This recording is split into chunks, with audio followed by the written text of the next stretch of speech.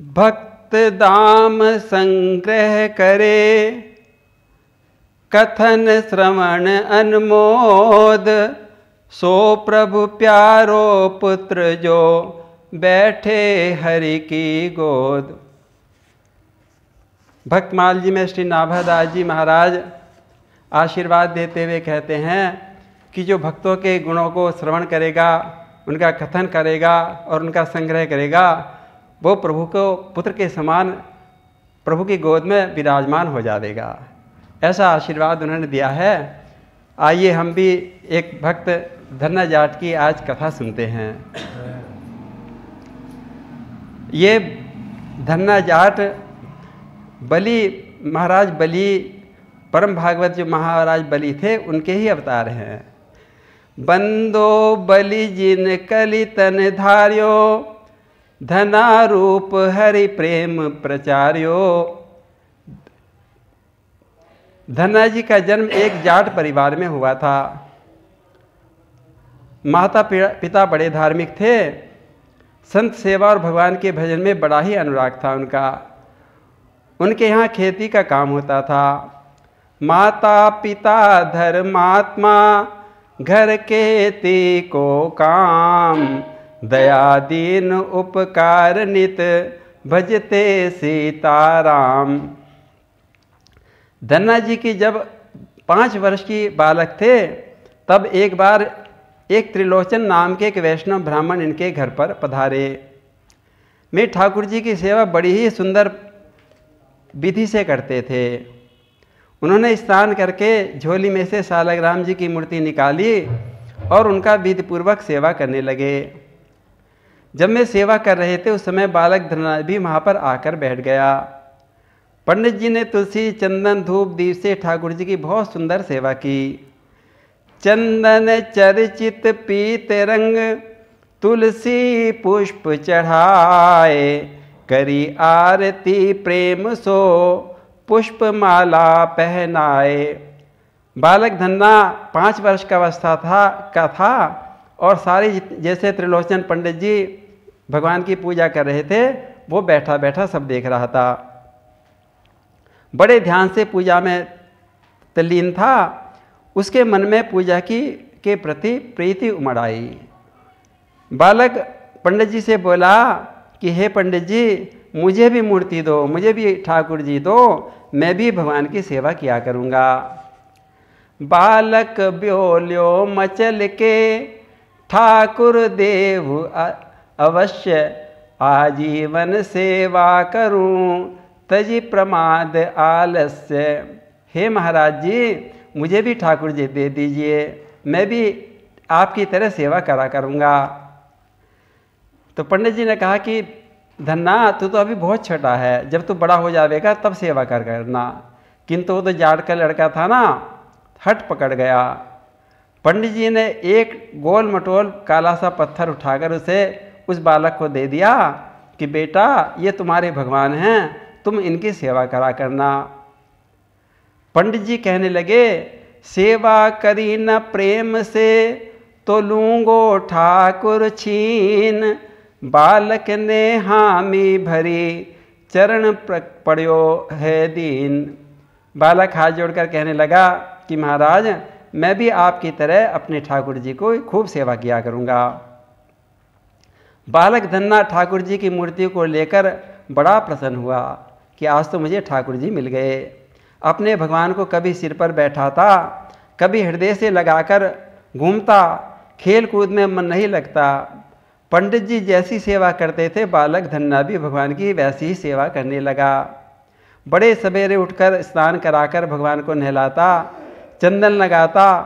चंदन तो था नहीं, मिट्टी को ही घोलकर तिलक लगा दिया करता था और तुलसी दल के बजाय हरे हरे पत्ते के और फूल चढ़ा दिया करता था।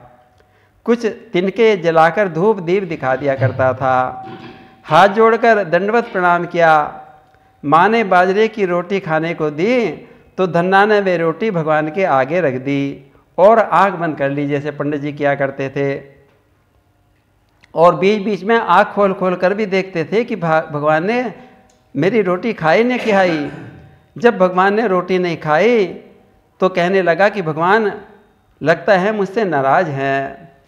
मेरो ठाकुर से अभी नहीं जान पहचान, विधि विधान जानू नहीं, बालक हूँ अज्ञान।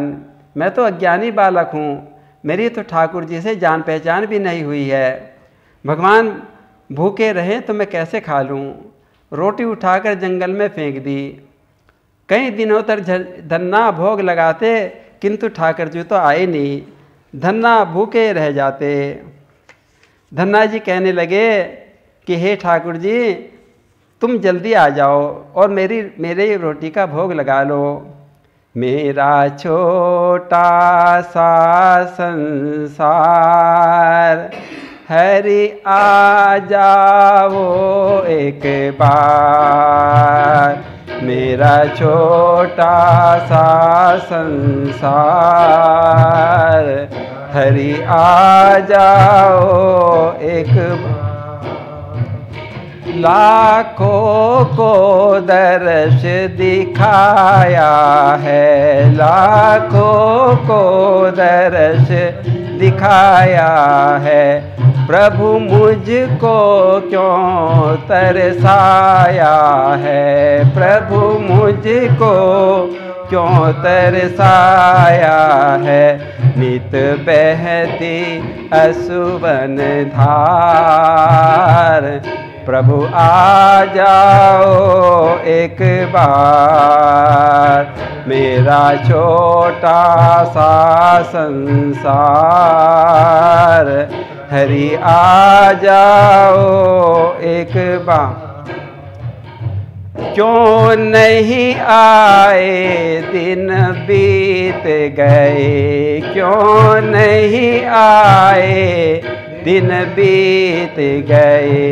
मैं हार गया तुम जीत गए, मैं हार गया तुम जीत गए। अब दर्शन दो सरकार, हरि आ जाओ एक बार।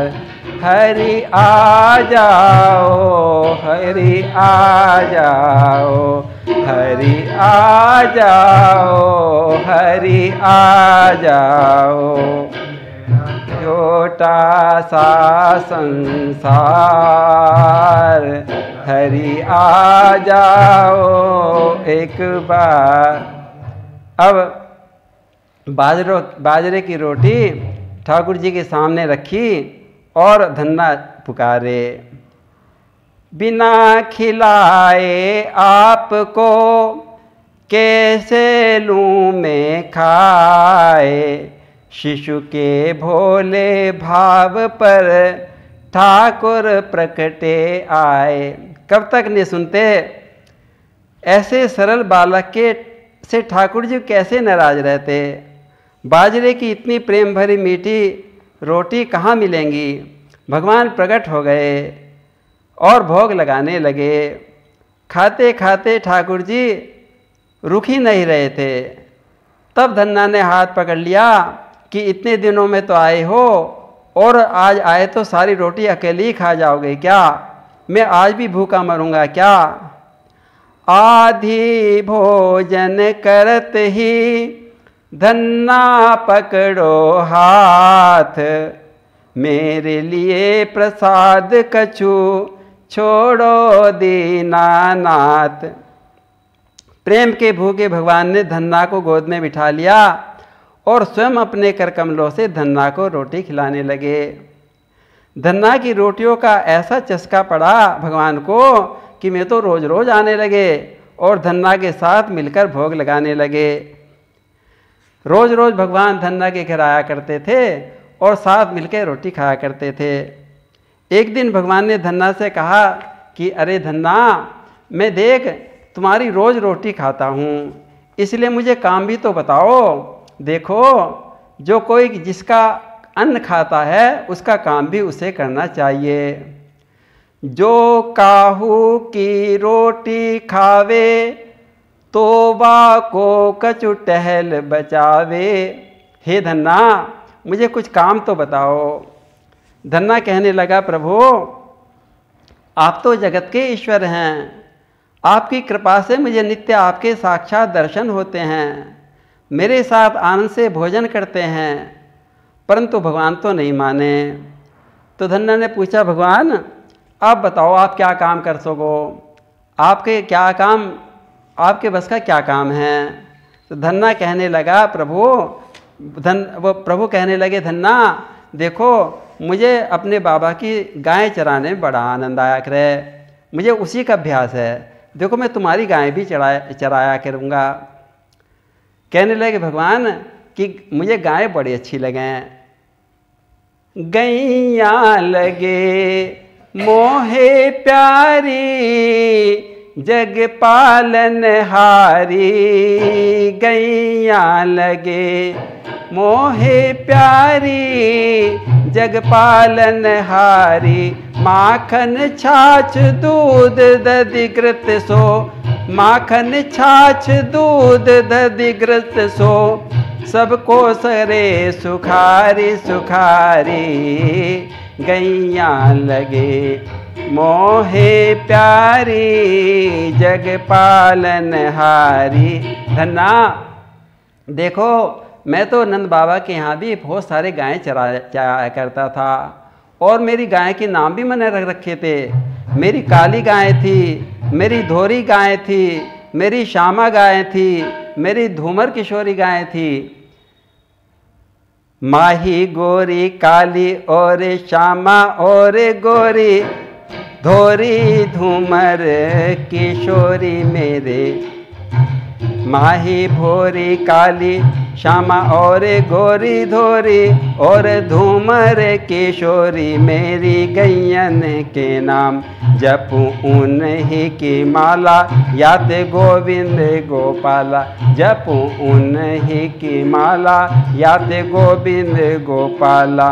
धन्य धन्य ब्रज बाला, मेरो धन्य ब्रज धाम, धन्य धन्य ब्रज बाला, मेरो धन्य ब्रज धाम।